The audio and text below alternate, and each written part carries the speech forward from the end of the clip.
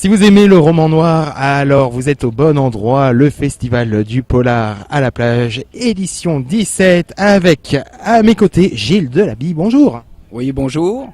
Un musicien avec nous, est-ce que c'est votre première participation ? Oui, c'est ma première participation aux Encres Noires. C'est-à-dire que j'ai pas la bonne carte d'identité, moi, j'ai pas la bonne ville de départ. Je suis rouennais et au Havre, c'est pas vraiment un bon laissez-passer, mais je plaisante évidemment. Quand même, hein, vous avez vu l'ambiance qu'il y a, le nombre d'auteurs qu'il y a, c'est quand même convivial, hein ? Oui, oui, c'est magnifique. J'ai souvent dédicacé au Havre et c'est une ville que j'adore et j'espère même y résider sous peu.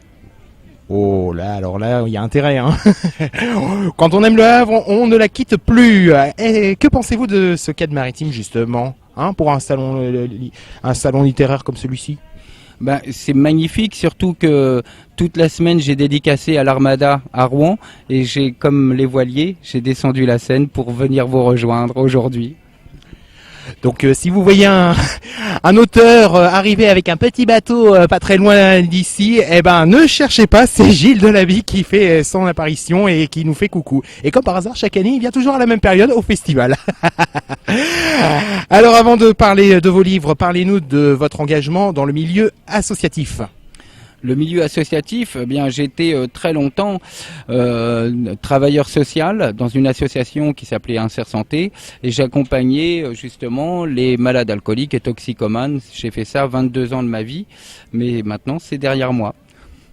Je précise que c'est à consommer avec modération, bien sûr. En tant que musicien, vous avez participé à la compilation qui fait un peu la célébrité de ce festival, Polaroid Rock. Particularité donc de ce festival, un bon souvenir ? Oui, oui, très bon, excellent. Très bon, hein. Et depuis quand écrivez-vous ? J'écris depuis des romans, j'écris depuis maintenant 10 ans. Donc j'en suis à mon 4e roman qui vient juste de sortir, Boulevard des Monstres, aux éditions 13. Fan de monstres ?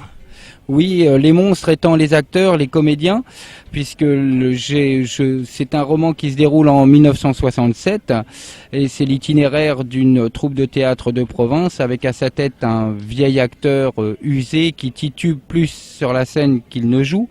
Et mon roman est en 2 parties puisque je remonte durant l'occupation au cinéma de l'occupation et je mêle mes personnages aux vrais acteurs et aux vrais réalisateurs de l'époque. Et comme vous le savez, à cette époque-là, certains acteurs ont bien tourné, d'autres mal tourné et mes personnages, moi, vont contourner cette page d'histoire pour mieux en tirer les coulisses et les secrets. Partie secret. Vous avez parlé de la scène, donc j'en déduis que vous utilisez le décor de votre ville d'origine, à savoir Rouen. Mais pourquoi ? Parce que voilà, j'aime bien visualiser les arcanes, enfin les artères, l'ambiance. J'aime bien visualiser et avoir vraiment une bonne vision de l'action que j'écris. Et donc, comme je connais bien ma ville, puisque ça fait 52 ans que j'y habite, voilà, j'ai pris Rouen pour cadre et je crois que Rouen se prête très bien aux romans policiers et aux romans noirs en particulier. Ces repères spatials sont importants pour l'élaboration de ces romans ? Oui, très, parce que là, comme moi, je voyage dans le temps. En plus, je suis passionné d'histoire, surtout pour la période qui m'intéresse, les années 50-60, et il me plaît de revisiter cette époque et toute l'historique de cette ville.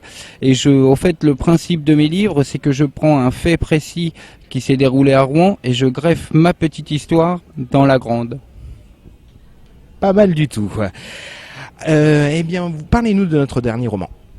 Eh bien, comme je disais, ça parle de comédiens. Au fait, le roman, c'est vraiment l'essence même du roman, c'est le fait d'être acteur. Être acteur, c'est un métier, c'est plus qu'un métier, c'est ce qui habite complètement les personnages quand on fait ce métier, et quelles que soient les républiques ou les régimes, ou même, j'allais dire, même ça peut aller jusqu'à Molière, j'allais dire, mais quand on est acteur, on l'est quelles que soient les conditions, et on joue. Voilà, on continue de jouer. Que ce soit une dictature, une république ou un royaume, les acteurs continuent de jouer.